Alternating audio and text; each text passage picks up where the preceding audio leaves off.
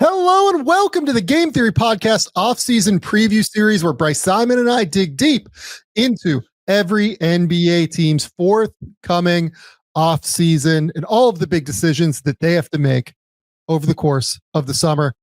But before we get into the Charlotte Hornets, who is today's subject, I guess that would be, thank you all for subscribing to the Game Theory Podcast channel over on YouTube. We are closing in on 50,000 subscribers. We appreciate all of you immensely for rocking with this offseason preview series. It is by far the biggest driver of subscriptions that we have seen over on the channel. Thank you so much for hanging out, for having a good time with these things.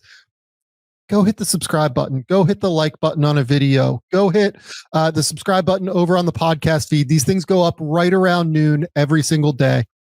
It's a great little midday treat for you guys if you're looking to get through your workday. Okay, Bryce, it's time to dig in. Let's talk about the Charlotte Hornets, where there's like a big overarching kind of existential question that I have a little bit for their organizational direction. But mostly I feel like this is going to be a podcast where we talk about, okay, like, is Mark Williams a long-term piece here? And then we'll talk a lot of draft stuff, I feel like, here as well. Ultimately, I think the existential question that I want to dive into just a little bit at the top is just, this is a new-ish front office. You know, Jeff Peterson and this new ownership group have been in, I don't know, what do you want to call it? I guess it's 2 years now, but like, really just got there prior to the 2023 NBA draft with the new ownership group. I don't even remember if Peterson was there for that initial. I think he wasn't. I think that was like a Mitch Kupchak, Michael Jordan decision to take Brandon Miller, if I remember the reporting correctly. Don't quote me on that. But the new front office has been there now for like an off season. This is the second one. I really like what Jeff Peterson and this group have done to accumulate assets. You look at the just draft cash that the Hornets have now.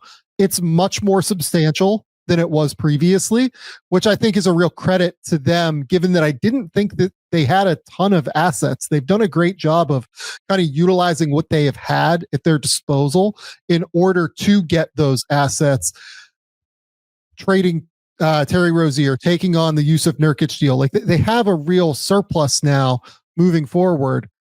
But really what this comes down to for me is, are you a big enough fan of what you've seen from the LaMelo Ball, Brandon Miller core, really, because Mark Williams, again, they tried to move him this year.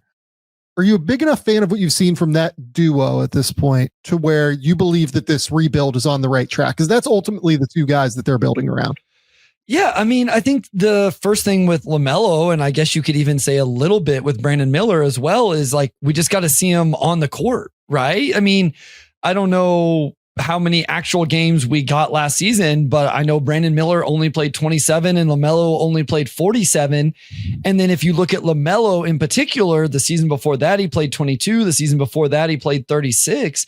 And so even before we get into the LaMelo Ball as a player, what does he mean? How do you win with him? Can you win with him? How much does he need to change in terms of the way he plays the game right now? I think specifically defensively to win with him. I think it's like, can we truly say that we've really seen these guys play together? Because even 2 years ago, it was Brandon Miller's rookie season, right? And so like, he's a rookie playing. And then this last season, I'll have to look it up as we get into it. But, did we get enough of this in year 2 of Brandon Miller to have a really good feel for what those, in general, I like the idea. I think it is a duo that can work if both players actualize who I think they could be as NBA players. Yeah. So for me with LaMelo, it's never a talent question. 100%. The guy is unbelievably gifted at basketball.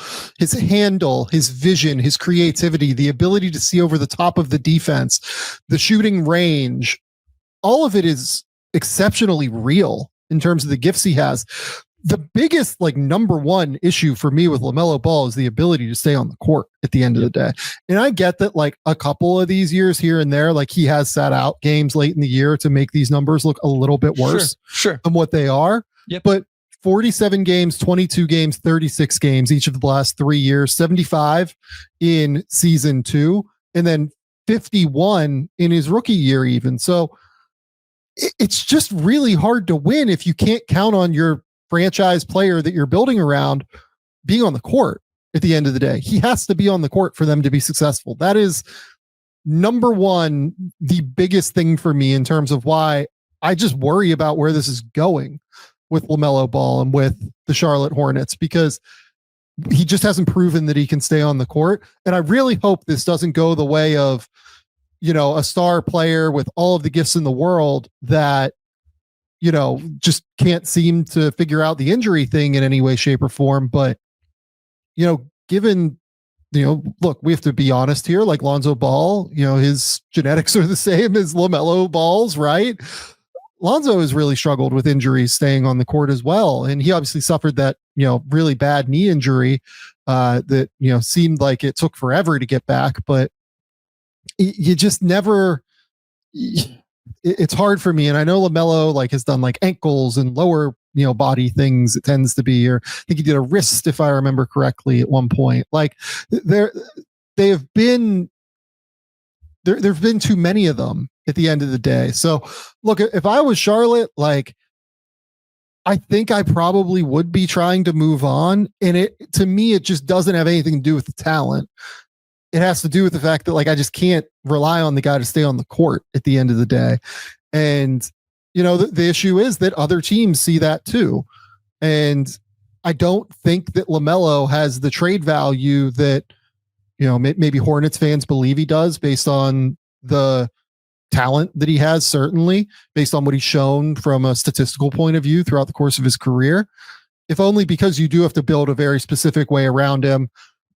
He has to just work to get better on the defensive end and really just has to engage more on the defensive end, frankly.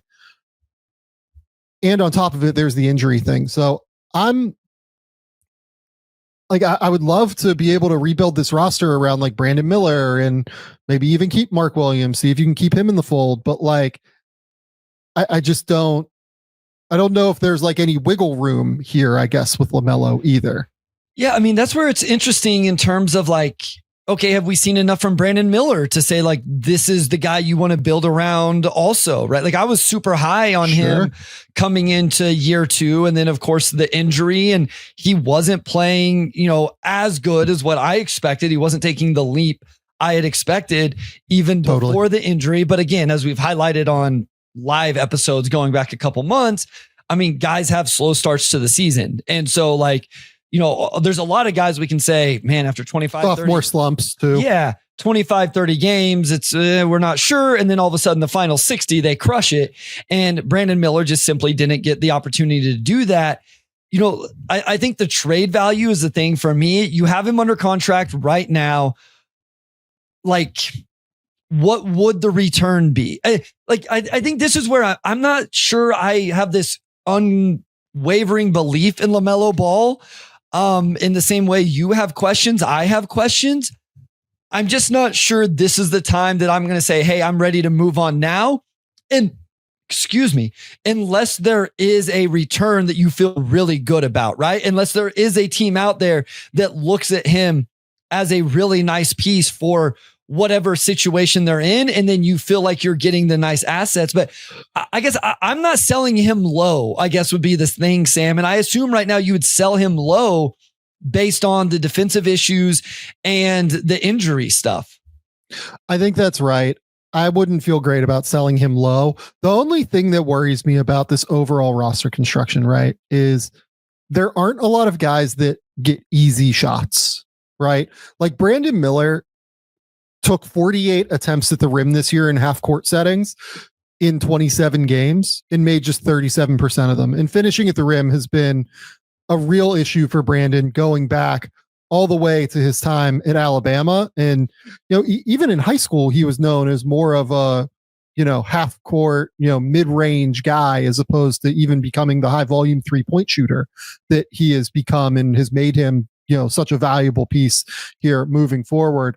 I mean, he just has to get stronger and has to get more physical at the end of the day. And you hope that he's able to do that, but it's worth noting that, he turns 23 this year. He's not like the youngest dude in the world. He was a little bit older than people think of for a normal one and done. So I would hope that he can get stronger and can get more physical, can create those easier shots. But LaMelo also does not, LaMelo is capable of creating easy shots, but he just doesn't, always take easy shots. And I think that those two factors, as much as anything, the lack of easy shot creation is kind of why the Charlotte offense has struggled really to me over the course of LaMelo's time there. And, even in the minutes he's played with Brandon Miller. And I think what you said about Miller right there is kind of what I was alluding to or trying to point out in terms of, I'm not trading LaMelo Ball until I know what Brandon Miller is, especially sure. Brandon Miller. Probably need to know what you're going to do with Mark Williams as well. But if Brandon Miller comes out next year, looks like this two-way potential star, like I thought he was after his rookie season and last offseason coming into this season, well, that may change. Even if you want to trade LaMelo, that may change the return. If Miller comes off of this injury and still is like, you're like, man, he's probably like a number 2, number 3 option, or he's a long ways away or whatever. Well, that may change the return as well. Maybe you want more draft capital in a return for LaMelo Ball in that scenario, as opposed to players that fit and help Brandon Miller be better. And so I think that's why I'm just like, not right now, even though I think it should be a discussion within the front office, even this offseason deadline, et cetera, in terms of, is this what we want moving forward? And I think I will always hold on to it a little bit just because I like the idea of the primary initiator, LaMelo Ball, the off-ball wing scorer, Brandon Miller, and then they even have the big man, sort of, in Mark Whit. Like, I like the idea of the guys they've drafted and put together. It's just like, are they actually good enough to build forward with that trio? Or can they draft somebody in this draft that maybe supplants one of them?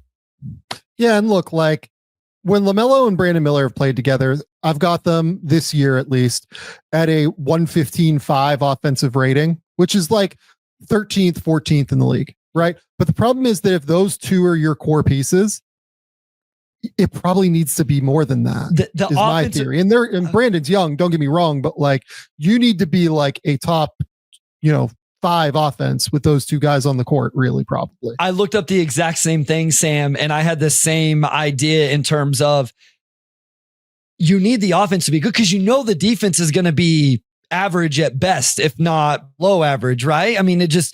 Yeah. I mean, the ceiling for LaMelo defensively is probably neutral, right? Like neither of us think even if he grows and improves, he's probably not going to end up a positive defender. But if he could get to neutral, but some way, I think Brandon's positive value defensively is a little bit more attainable. At least I thought so and think so right now.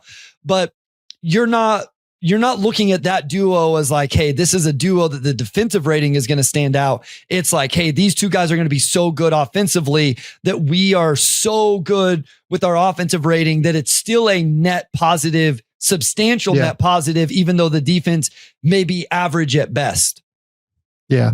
No, I think that's all pretty fair to me, honestly.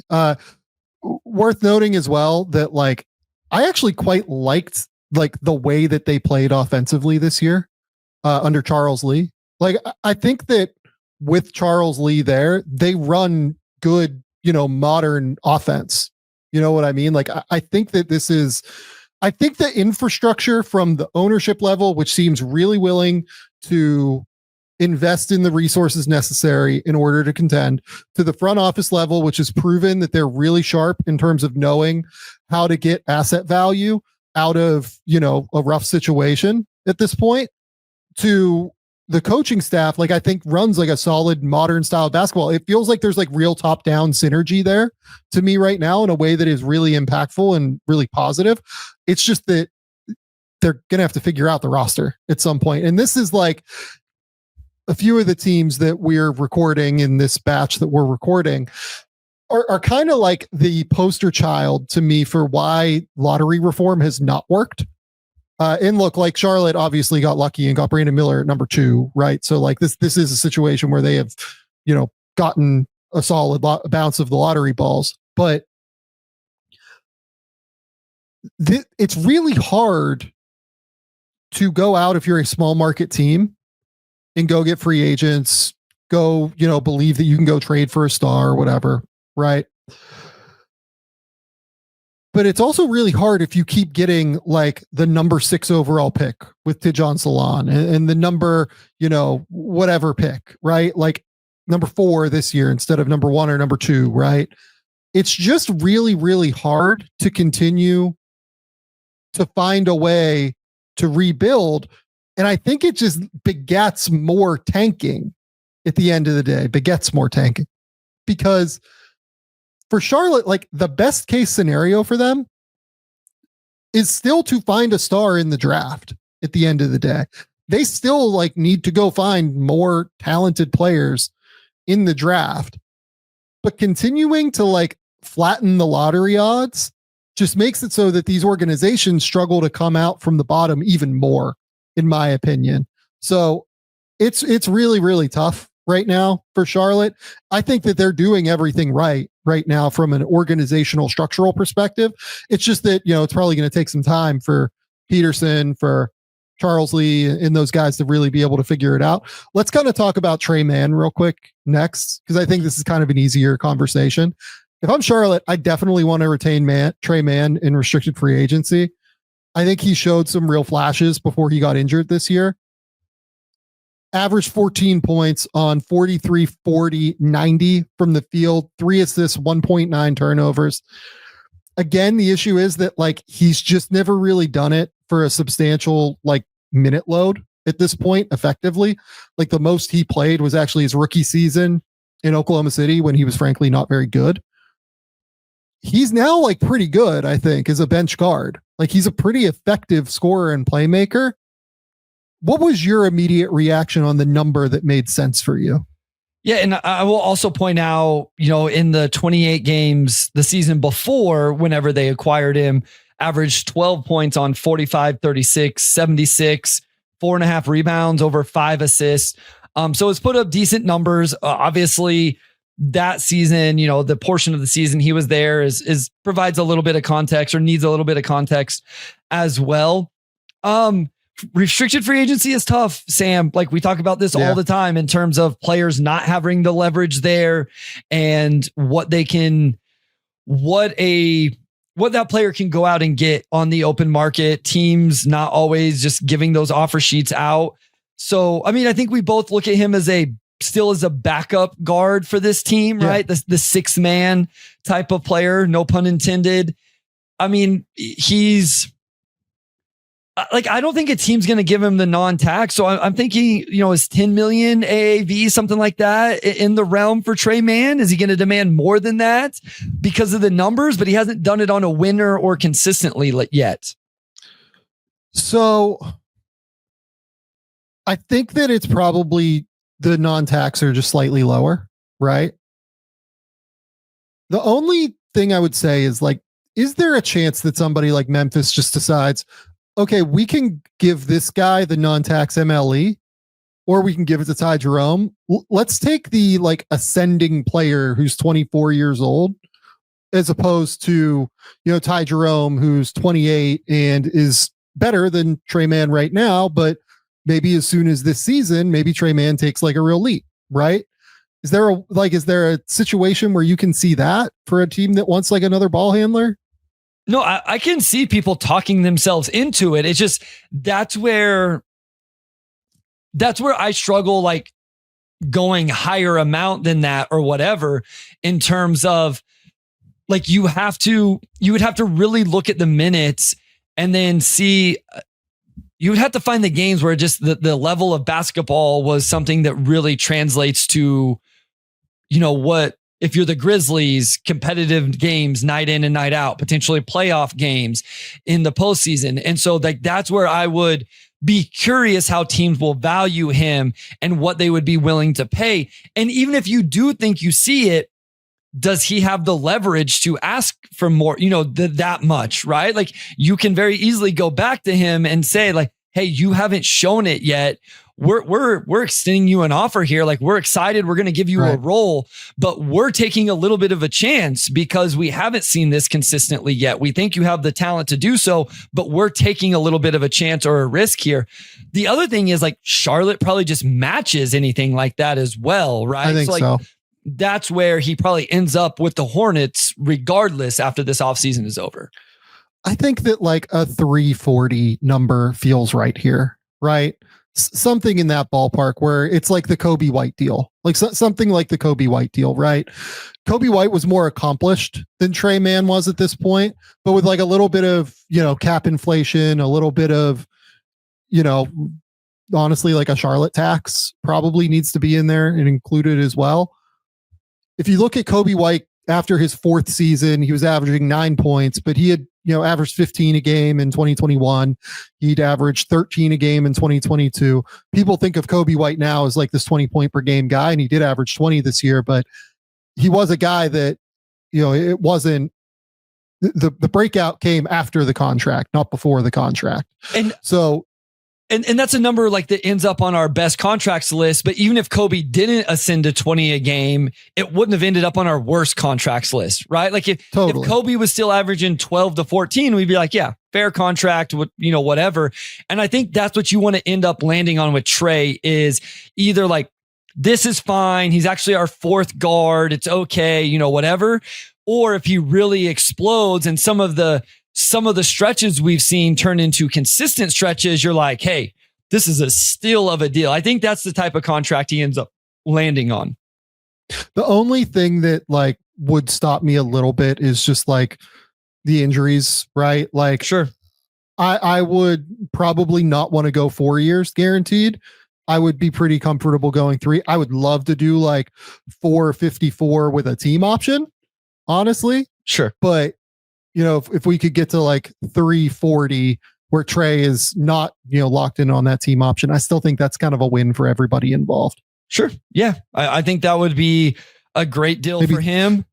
Maybe it's like 335 to 340 even is the window, right? Yeah. I mean, I think with a lot of numbers we throw out, it's a range of things. And again, it comes down to leverage. If nobody else is willing to get cut into their non-tax MLE for him, well, then Charlotte has all the leverage in terms of, what they do. And, then it comes down, if another team is willing to offer, I don't think it's going to be, more than the non-tax MLE, if it's even the full non-tax MLE. And then it, just comes down to that and Charlotte matching. So I think we're in the range here of something like that. Okay. Next, Mark Williams. I mean, what do we do here?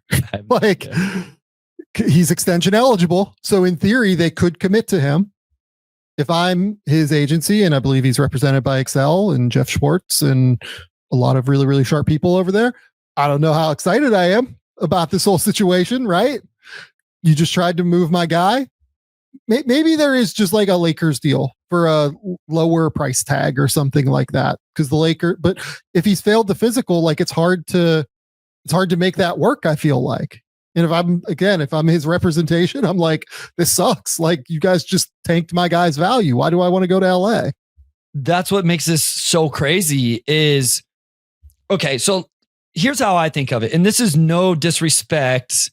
Okay, hold on. Let me backtrack. What was that deal, Sam? Dalton Connect and a first was the value, if I remember correctly. I think Cam Reddish was involved too, but it was like Connect and a first. Okay, so I will backtrack a little bit. I'm trying to think if Charlotte could at least say like, hey, this was a great deal for us. You weren't on the market. They called us. They needed a center, and we thought that this was crazy value. Can they, if you were Mark Williams, if you were Excel, would you hear that out? Like, is Dalton Connect in a first round pick enough for you to go, you know what? We understand. Oh, look, for me, if I'm them, I mean, I want to get as much money as I can for Mark Williams at this stage. And if Charlotte is willing to just go, we will give you for 100 or whatever. Okay, so I'm without injury protection, like I will do that. Yes, sure. I will take the 9 figures. I'm not even getting into that. I'm just thinking like in terms of repairing I think the relationship. I think that's how you repair the relationship. Is give him the money. Okay, you give him the money. Yeah, like at the end of the day, you either just got to commit to him and give him the money or you don't. I think if you don't give him the money before the extension deadline, I kind of think you have to move him at that point, because I think the relationship will just be very fraught. That's twice then, right? Like if you try to trade him, didn't, and then you lowball his extension offer. If you come in and like, I'm just going to throw out like, and you throw out 470 or something crazy, right? Then you might as well trade, because like you're just disrespecting him for a second time, or he's at honestly, least, well, he's feeling disrespected for a second time. I know that he's feeling disrespected, and he just averaged 15 and 10, and I get it. Like, he's a very efficient player around the basket. Like, he's really bad on defense right now, Bryce. Sam, I hate the center market right now. We've had this. I have this conversation almost daily because of a similar situation with the team I cover every week. And he's worse than Jalen Duren on defense. Right, I agree. And so, like, and again, we had the same comment, so I'll stay with Mark Williams. Like the tools are there for him to be better than Jalen Duren on defense, because he's so much not bigger and longer. Yes. Ivica Zubac screws up the center market so much for me, because I can't justify paying my center more than what Ivica gets paid when there's no chance he's going to be better than Ivica. And so, like, all of these guys, I want to pay below $20 million a year because of that. But then on the flip side, Nick Claxton's making 25 a year. And maybe this is where I just have to stop trying to use other numbers to like come up, especially with the center market, so it figures out. I've also just kind of looked at all of those contracts in that range. It's like, do I want to commit that level of money? You know, like I've been workshopping an idea of, if it's not a star center, maybe I just don't like commit any, like maybe I just go with a center commit by committee, varying skill types and archetypes, and I pay them all below, $15 million and don't play. So Bryce, we say that, but then you look at Oklahoma City, who just paid Isaiah Hartenstein $30 million this summer, and they're in the finals, and their situation is so different because they were so flexible cap wise that they could afford to overpay Hartenstein really for 2 years. I'd be surprised if they pay him for the third year as well. But like, then you look at the other side, like Miles Turner, right? Like Miles Turner, they renegotiated and extended that deal in order to get him a bunch of money up front. Like, I think it ended up being like $54 million in new money for, 2 years, but then it's like 20 million and 19 million on the cap over the course of like 2024, 25 and 2023, 24. So like both of these teams are like right in the middle of the midpoint of the center market, whatever you want to call it. Right. And then you look at Dallas last year, he made the finals. Daniel Gafford is, right around $14 million a year. And, I'm trying to think, moving backward, the Celtics, had Kristaps at $30 million a year. I think it's the type of center that matters here at the end of the day. And to me, Mark has a chance to be a very good player at some point, but he has a lot of work to do, and there are injury questions here. I'm going to be honest with you, if I was Excel, I might try and lock in like, if I'm Charlotte, I probably do try to lowball him. And if I'm Excel, I might be willing to just lock in and be like, okay, he's getting 470. Like, I mean, he's got guaranteed $70 million. He's going to make $90 million over the course of his first, 8 years in the NBA. That's like kind of a win. The injury situation for this team is just unreal. I mean, think about what we've done so far in this podcast. We led off with LaMelo Ball talking about games missed. Brandon Miller, at least in year 2, games missed. Even Trey Mann, we talked about that. And then Mark Williams, 43, 19, 44. That is games played in his first 3 years in the NBA. Like, this is just, it's crazy what has gone on there with some of these guys. Honestly, I think that's such a good way to put that, Bryce. Because like, for some reason, my brain didn't quite make that connection. If I'm them, I think I kind of have to move some of this core this summer. Like, I'm keeping Brandon 100%. Like, he's the one that I'm like just staying attached to. But like, just in order to get players that have a longer track record of health, and can stay on the court and allow me to build like a degree of continuity moving forward with the guys, that are actually playing, I probably am trying to reshuffle this core a little bit. And maybe it is Mark Williams. It's the easiest guy to do, but like, I mean, I'm sure there's going to be ample energy now paid to his medicals for whatever team you try to trade him to. So it's a very convoluted, complicated situation in Charlotte right now. Yeah. I mean, I can see people spinning it as, hey, this team has been not healthy. They've been injured. They have some talented players. If it's all healthy, you put the right guys around them, the number 4 pick, it could get exciting. But I also could play the other side of it in terms of we haven't seen it. The injury history for some of these guys is concerning, and the trade value for some of these guys would be an issue because LaMelo does have the contract and the injury history. Mark Williams, you would have to then mess with whatever's coming after the rookie deal. Like if you trade for Mark Williams, then you are having to deal with this conversation we're talking right now, along with medicals. And so it's just like, even these guys, especially LaMelo, who we think are super talented, are you trading them for super low value and like returns that don't even get you that excited if you did decide to move on from them? Yeah, no, it's true. Let's go to the draft and kind of talk through where we're at with them, because look, the other guys on the roster, like there are players that I think other teams would take a look at. Like Josh Green, I think is a guy that might have value league wide. I also might want to keep Josh Green just as like a guy who can defend and be an athlete and kind of make sense with this roster. Grant Williams certainly is a guy that I think, if he wasn't coming off of injury would have value to other teams, but is coming off the injury. I think they'll probably want to take a look at that unless it's a salary match situation right now. Nurkic, I feel like is still just too highly paid for what the role is right now. I think he would be like more of a buyout guy in the season as opposed to, a guy that they should look to move right now. Salon, like they just need more from Salon at the end of the day in his sophomore season. Hopefully he's able to bring that. But let's talk through the draft. So they have number 4, number 33, and number 34. Really, we only need to talk about like 2 or 3 guys here in terms of like who they should be looking at number 4. They need to answer the Ace Bailey question in terms of, are they comfortable with Ace Bailey, bringing him to Charlotte?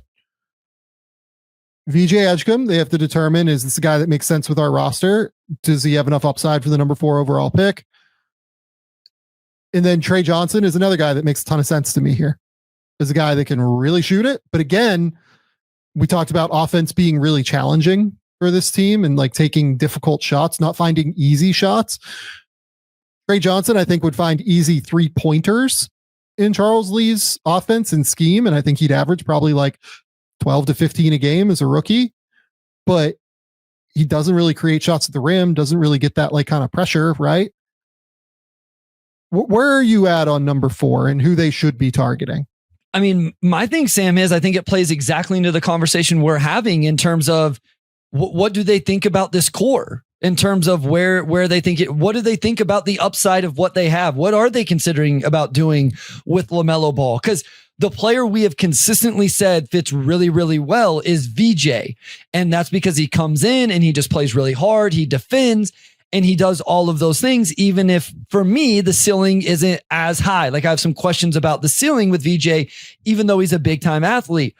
But if there are real conversations of, hey, we may move LaMelo Ball, Trey Johnson is not a 1-to-1 replacement at all. Like, I don't want people to get me mistaken here, but maybe you take a little bit more of the upside swing with that. Or if you're just like, if you look at your board and it's Cooper and then it's Dillon and then there's a tier of Ace Bailey by himself, let's say that's Charlotte's board. Not only do you take him at 4 if he's there, like maybe you consider moving up to 3 if he's there. If you're thinking of moving LaMelo and it's like, hey, this Ace Bailey, Brandon Miller wing duo or something like that. And so that's why I think all of this plays together in terms of, are they going to keep LaMelo? Where do they think Brandon is after his second year? You don't have all the data collection you would want on that. I don't think Mark Williams' situation matters in regards to this because there just aren't any centers that I would take at number 4. I'm sure there's people out there that maybe would consider Common here. That's not me. I suppose there's an argument that if you were going to trade Mark Williams, I guess trade back and take Common if you really wanted to. I wouldn't advise that, but I'm a little bit lower on Common, but I could see the process there, I suppose. But that's kind of where I'm at with it. I think it does depend on where the organization sees LaMelo specifically. So to me, the guy that makes by far the most sense is VJ Edgecombe. Sure. They need to improve the defensive infrastructure. They need another guy who can knock down shots, who can be an active defender. And frankly, like I want to be careful on how I say this. Like, they need somebody who brings like a little bit more like competitive fire every night to me, like who really brings like the juice and the energy like every single night and like actually manifest that like in a positive way on the court. And that's VJ to me. Like VJ is the guy that makes the most sense here by far. Yeah. I can't tell you how positive the intel is that I've gotten on teams that have interviewed VJ. Like, just an incredibly impressive dude. To me, that's the guy I want.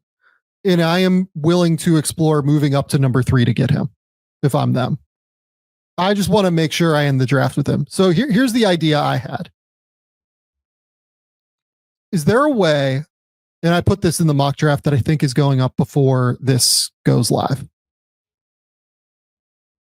If you're Philly, would you do number 3 for number 4, number 33, and Charlotte taking Andre Drummond's contract? Okay, so what does getting off Drummond's money? We've talked about this needing creates so much more flexibility for because Philly. we've talked about that with him and Oubre, right? In terms of flexibility. Yeah. Gives them way more money to actually like have a chance to pay Yabusele, and gives them a little bit more leeway with Quentin Grimes. It gets them further away from the second apron. Like it's a huge win for them to get off of the Drummond deal to me. And they would save a little bit of cap just in terms of going from 3 to 4. I'm sure it's like maybe $1 million or something like that. Wouldn't it be crazy? Probably about that. Yeah. How does Charlotte take Drummond's contract without? If they're non-taxpayer. Okay, so they take it into the non-tax. Okay, yeah. Or I don't know if you can take it into the biannual, honestly, but his deal fits into the biannual. Okay, all right. Sure. Listen, I'm fine with that. If I'm Philly, again, I have these guys all in the same tier. So if a team wants to trade up with me, and I get some assets, and in Philly's case here, the cap flexibility, unless I am absolutely locked in, and in this case, they would probably have an idea who they're coming up for, you're probably getting your guy anyway, right? Especially if they're coming up for VJ, if that's not the guy you're going for. Sure. For Charlotte, you have both 33 and 34. Like, yeah. So I'm okay with that because Drummond is just cap stuff. So as long as that's not hurting me anywhere with that, which it shouldn't. And I have these 2 second-round picks back to back. Sure. Yeah. And like the top of the second round, we're not anticipating there being a whole lot of value there comparatively to normal. Maybe there's somebody that like teams really love there that falls, like a specific team might just like love, somebody like, Janai Broom or somebody, right? But if I'm Charlotte, I'm looking at it and I'm like, okay, I have this extra pick here at the top of the second round. If I'm Philly, I'm looking at it like, okay, that's another asset for us to build out. Is there any way that like Philly might be able to get like number 29 or something from Phoenix for 33 and 35? I believe they have. Like, could you go and get 29 and get the, player that maybe you want and lock that in on Thursday night as opposed to having to go to Friday and try and figure it all out? Maybe, and if I'm Phoenix, I'm like, great, this is awesome. We get 2 extra salary slots instead of 1 at the minimum, right? I don't know. Like there are a lot of ways where I think that this deal confirms that Charlotte gets the guy that they want, even if it's not VJ. With Philly, they're a threat to trade down to any spot from like 4 to 8, I would imagine. That's why. So you don't know who a team is moving up to get. So you're confirming getting your guy. you're not necessarily competing against Philly for VJ would be my guess. You're competing against another team potentially moving up to take VJ, because I think if Philly stays, I don't know. I mean, I guess Philly could take VJ. I don't know. They could. I think they could easily take VJ for what it's worth. But yeah, sure. Yeah. Honestly, now I wonder if Philly could actually up the price for, if they could drive up a market saying that they had other suitors, trying to trade up to 3. And well, here's the thing. You have the next pick. If you're Philly, you could just keep upping the price. Yeah. Like you can just go get the price from a different team. Oh, I see. Trade back to 4 and then just do it again with the same team. Yeah. Unless they wanted VJ. Totally. And then VJ was off the board, but sure. Yeah. No, I think it's interesting for sure. Yeah. If I'm Charlotte though, I think I do want VJ that's my take. I would hear out Ace Bailey. The thing with Ace is like, I don't know if it is the best developmental situation for him there, if only because like there are a lot of guys that I think will just feed into his worst habits in terms of like shot making and like trying to be a shot maker. Yeah. No, I agree. In terms of like 33, 34, anybody you particularly like for them? I mean, I don't think there's a name that stands out specifically. Well, okay, so backup center, right? So we get into a lot of the names we've discussed. Sure. Maxime Renault, Ryan Cockbrenner. I know like you're a little higher on Cockbrenner. I'm a little higher on Renault. Niederhauser are all names Broom. there. Broom. Yeah. Would all be names there. I'm trying to think. So if you keep Trey on the roster, any of these wings that would be interesting. Yeah, look, like if Drake Powell is there, sure. Like go get a defensive wing. I think that would be pretty fun.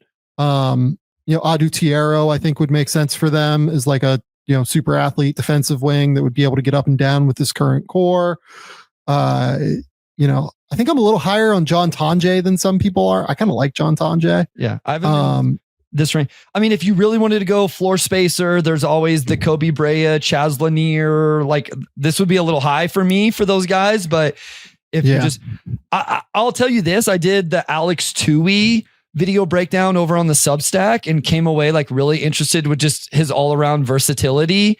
Alex is good, is he not? Like Alex is good, and it was real versatile. And I was really intrigued. Like I'm not gonna lie, I moved him up my board. Like my intention of that series over on the Substack, and for Charlotte fans, if you want to see names in this range, I'm doing a series over on the Motor City Hoops Substack for Pistons. It's a little Pistons specific, but you'll get the idea from it. And Tui's the one guy I've actually moved up my board after doing it. And again, that wasn't the intention, Sam. The intention was just to show Pistons fans these players or whoever goes and subscribes to the Substack. And I'm like, he's better than I thought he was. Okay, so final kind of conclusions here for Charlotte. Number one, I would not want as injury, frankly, prone or injury questionable a core is what they have built. So I think it would make sense for them to try and move some of these guys at the end of the day. Also, like very few of these guys were selected by this current front office. Sure. So, there's not a whole lot of attachment there necessarily. Number two, bring back Trey Mann for sure. And then number three, we really like VJ at the, in the top 4 for them. If they could get VJ, that would be a successful draft. And we will see, what kind of happens in the offseason for them.